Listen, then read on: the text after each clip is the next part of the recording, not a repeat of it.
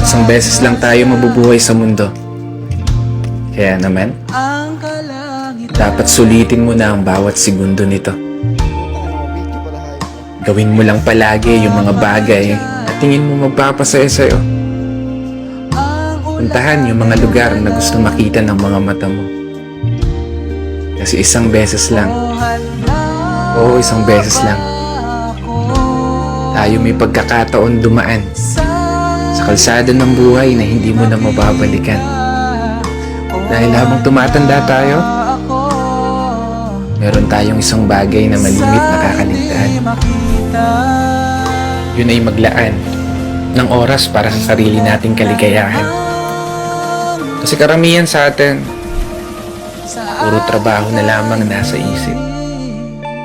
Sa pagtulog na lang dinadaan yung pahinga habang namamasyal sa panaginip.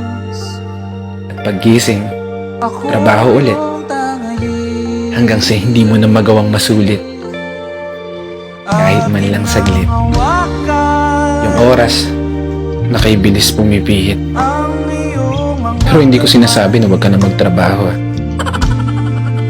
Gusto ko lang ipaalala sa'yo, ipaalala sa sarili ko,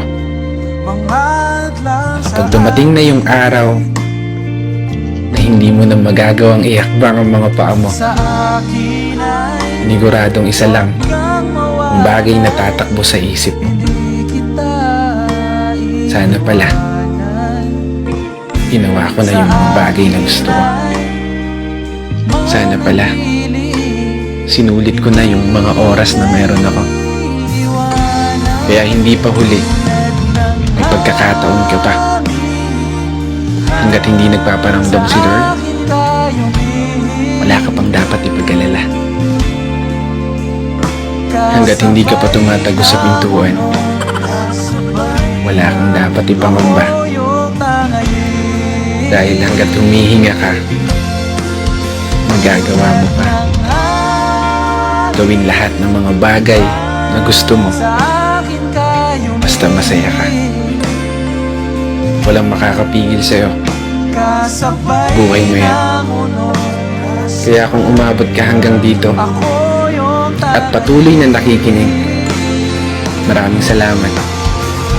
Dahil gaya mo, ginagawa ko lang din kung ano yung pangarap ko. Minsan ako masaya.